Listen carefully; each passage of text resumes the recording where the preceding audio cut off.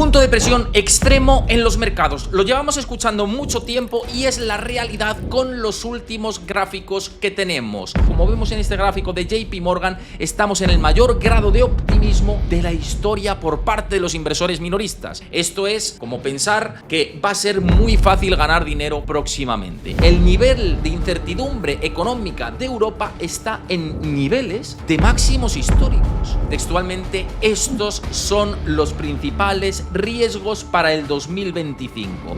Hay que identificar dónde pueden venir los problemas y como inversores cómo tenemos que reaccionar para ganar dinero, para generar lo que nos gusta, rentabilidad para evitar la inflación.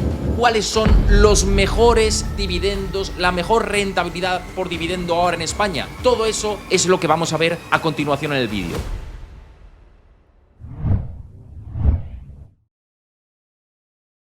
Punto de presión extremo en los mercados. Lo llevamos escuchando mucho tiempo y es la realidad con los últimos gráficos que tenemos. Los riesgos están cambiando en el entorno socioeconómico y se está generando un caldo de cultivo en el que el inversor minorista está con una euforia desmedida y como no haga su estrategia adecuada de gestión de riesgos correctamente, le pillarán nadando desnudo entre el hielo, y eso es lo que nadie quiere. Por eso, en el ámbito europeo hay algunas estrategias de inversión que pueden ser bastante interesantes para protegerse en la próxima década, teniendo en cuenta cómo está la situación del viejo continente. Por eso vamos a ver aquí en exclusiva un documento del barómetro de riesgos de Allianz para todos vosotros, donde cree la aseguradora que puede haber un riesgo mayúsculo en el entorno social, económico, en este punto en concreto, y una estrategia que Allianz Global Investors defiende pensando en el largo plazo, que es la de apostar por los dividendos como una manera recurrente de tener activos constantes en nuestro patrimonio. ¿Cuáles son los mejores dividendos, la mejor rentabilidad por dividendo ahora en España? Todo eso es lo que vamos a ver a continuación en el vídeo. Pero antes, si te gusta este contenido, estos análisis y esta información exclusiva que siempre os traslado por aquí en mi canal, la única manera de apoyarlo, de apoyar todo lo que hacemos por aquí, es que dejéis vuestro like, que tardáis nada, un segundo en hacerlo para decir, oye, me gusta Héctor, deja tu like, deja abajo tu comentario, me gusta mucho este tipo de informaciones que nos traes aquí en exclusiva para todos nosotros, esta información, este análisis. Déjamelo en comentarios y suscríbete al canal si no lo conocías, y si lo conocías pero no estabas suscrito, porque estamos muy cerca de los 100.000 suscriptores y vamos a ver si ampliamos esa familia a ese número grueso total. Vamos a este punto número 1 que tiene relación con lo que os decía previamente, y es el sentimiento tan sumamente alcista que ahora mismo hay en el mercado. Como vemos en este gráfico de JP Morgan, estamos en el mayor grado de optimismo de la historia por parte de los inversores minoristas. Esto es como pensar que va a ser muy fácil ganar dinero próximamente. Y cuando piensas que es muy fácil ganar dinero próximamente es cuando tienes que hacer mayores estrategias de cobertura, mayor gestión del riesgo dentro de tu cartera. Se nos ha demostrado a lo largo de la historia. Cuando tu vecino Paco te dice que hay que comprar la bolsa, o cuando tu vecino Manolo te dice que tienes que entrar en criptomonedas y que no hay ningún riesgo en invertir en esta clase de activos, es cuando tienes que salir corriendo de manera despavorida, o al menos hacer una estrategia de inversión sólida pensando en evitar que lo fácil se acaba muy rápido y se puede perder hasta la camisa. Y como aquí buscamos capear esa situación con toda la información disponible, vamos a todo esto, porque además esto coaliga bastante con un entorno europeo bastante complicado, que lo veremos próximamente en un vídeo dedicado, y estrategias europeas, ¿no?, a la hora de invertir. Pero este clima económico de Europa, fijaos si es complicado que lo tenemos ahora mismo. El nivel de incertidumbre económica de Europa está en niveles de máximos históricos. Esto lo que nos invita a pensar es a tener una composición de cartera precavida o apostando por un entorno recovery, ¿no?, un entorno de recuperación de la economía. Pero como hay que ir con pies de plomo por los diferentes procesos electorales de Europa y las incertidumbres que está generando Donald Trump con sus aranceles, es el momento de mirar con ese enfoque de largo plazo. y trazar una estrategia de inversión súper positiva para nuestros intereses. Además, teniendo en cuenta los riesgos que pueden aparecer en nuestro entorno económico y de todo tipo, pero de todo tipo al final terminan canalizándose desde el punto de vista de la economía. Y aquí es donde vamos a este documento en exclusiva que os traigo de la aseguradora alemana Allianz, que lo vamos a ver por aquí por primera vez, este barómetro de riesgos que dice textualmente: estos son los principales riesgos para el 2025. Hay que identificar dónde pueden venir los problemas y como inversores cómo tenemos que reaccionar para ganar dinero, para generar lo que nos gusta, rentabilidad para evitar la inflación. ¿Cuál es el principal riesgo según Allianz en este momento y este informe que han hecho a lo largo de 100 países con 3.700 encuestas a expertos de gestión de patrimonios y que dicen: oye, aquí es donde puede venir el riesgo importante. Los cisnes negros pueden venir derivados de este foco. Pues fijaos, porque el año pasado, con toda esta metodología que veíamos por aquí, el año pasado el principal riesgo es el mismo que este, y son los ciberincidentes. Seguramente vosotros habéis percibido toda esta situación. Os llegan SMS, os llegan mensajes o correos electrónicos, os llaman por teléfono, una entrevista de trabajo, baila por TikTok y vas a ganar dinero. Esto va a ir a más. Y esto es un problema porque al ir a más y al ir a los puntos más arriba de la pirámide pueden generar distorsiones en el mercado y va a tener que haber una gran inversión para hacer frente a la ciberdelincuencia. Entonces es un riesgo económico suculento. También repite en número 2 las interrupciones en las cadenas de suministro. Para los expertos todavía hay un riesgo importante en la interrupción en la cadena de suministros,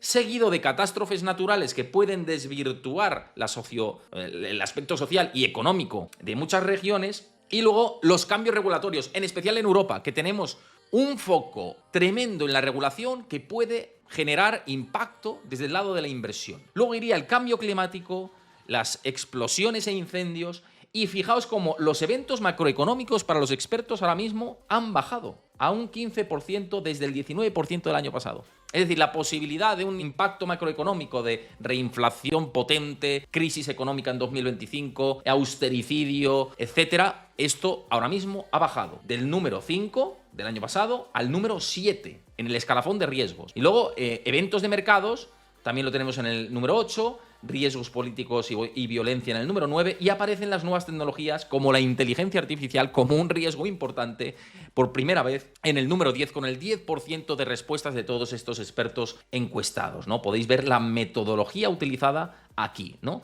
Y teniendo en cuenta todos estos riesgos, y como dice que la ciberdelincuencia pues es tremendo, ¿no? Como el gasto va a ser importante, como los grandes países de África, de Sudamérica y demás pues están viendo una escalada tremenda de ciberdelincuencia, de la que tenemos que tener mucha presencia, pues sigue siendo un componente que puede afectar incluso a las relaciones internacionales, ¿no? Y que puede afectar a las relaciones entre empresas y a los gastos que tienen que acometer muchas compañías para cubrir ese tipo de riesgos. Es un gasto de capital que se debe tener en cuenta. Pues obviamente los riesgos, como hemos visto anteriormente, de mercados y demás, pues tienen otro componente, ¿no? Y claro, la pregunta que nos tenemos que hacer es: si Allianz está viendo todo este tipo de riesgos y si estamos en extrema euforia como inversores, si esa extrema euforia además se ve representada por un mercado europeo con una incertidumbre económica en máximos, entonces aquí en Europa, si tuviéramos que invertir o hacer una apuesta un poquito más amarrategui, pensando en preservar patrimonio y ganarle a la inflación, porque son los dos retos que tenemos ahora mismo los próximos 5 años con este entorno, sacar superrentabilidades, por supuesto, que todo el mundo lo estamos pensando, pero si tenemos ese contexto, entonces, ¿cuál puede ser una estrategia de inversión que sea neutral, moderada, para, 1, ganarle a la inflación, y 2, que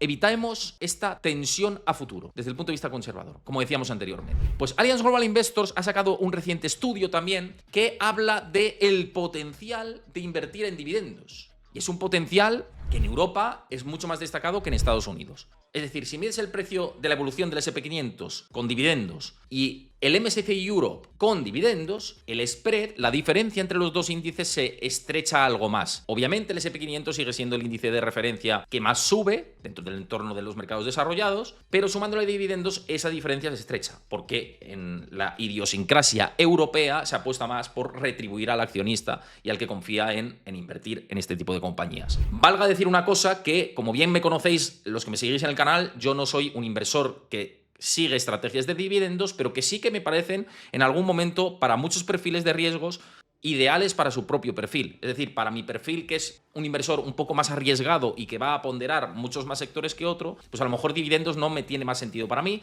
y sí remunerar el activo por otro lado, ¿no? Pero me parece una estrategia muy ideal pues para alguien que diga, oye, quiero sacar un 5% anual o quiero sacar un 4,5, 5% anual invirtiendo en bolsa y aprovechando el dividendo. Cuidado con el factor fiscal. Los dividendos se tributan a nivel agencia tributaria, hay que mirar todos los componentes y esto a la hora del cálculo de la rentabilidad también lo tenemos que tener en cuenta. Pero aún así, teniendo ese cálculo vía agencia tributaria, el dividendo puede ser una estrategia muy interesante para muchos perfiles de inversor. ¿Qué es lo que dice este informe? Porque este informe lo que dice es que, fijaos cómo el MSCI Europe contribuye el 38,21% del sesgo al alza que puede tener el MSCI Europe, los dividendos. Performance Contribution from Dividends. La contribución de la performance de lo que hace cada año el MSCI Europe y lo que influye en los dividendos. En el MSCI de Norteamérica solo un 21,38% y en emergentes todavía más, un 41,24%. Con lo cual, mirar el dividendo también está bien por ese extra que se puede tener desde el punto de vista de la inversión. Y muchos que invertís vosotros en acciones,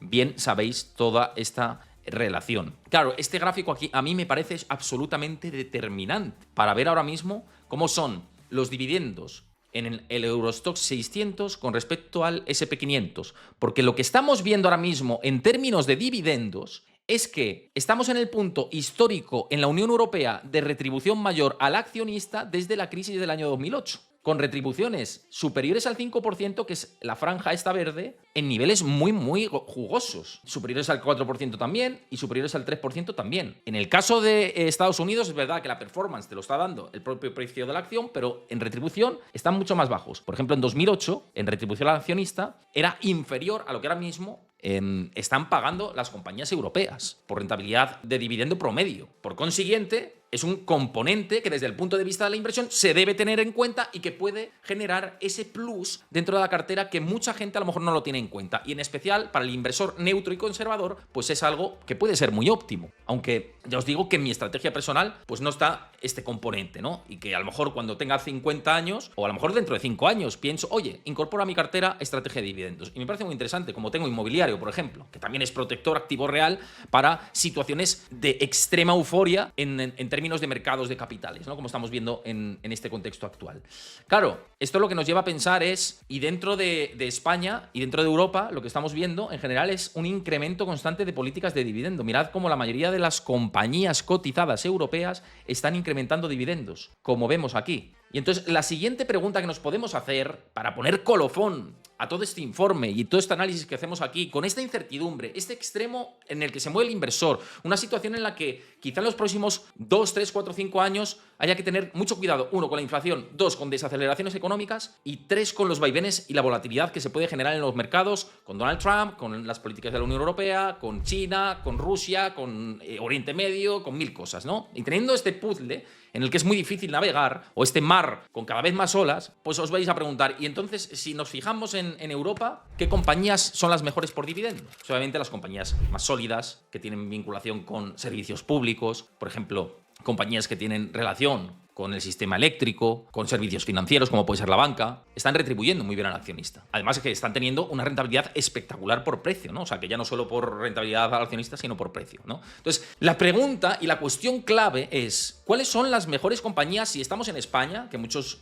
la mayoría de los que me seguís en el canal, me seguís desde España. ¿Cuáles son las mejores compañías ahora mismo que están dando mejores dividendos al accionista en este punto?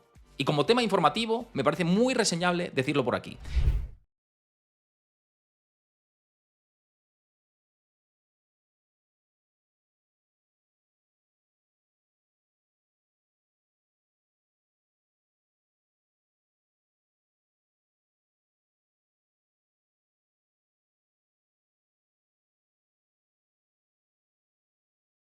Yo creo que este concepto se entiende, ¿no? Es decir, si esto oscila absolutamente, ¿no? Y entonces, ahora mismo, y esto es orientativo, ya lo digo, estas son de las mejores empresas por rentabilidad por dividendo en España. Repsol cerca de un 8,5% anualizado.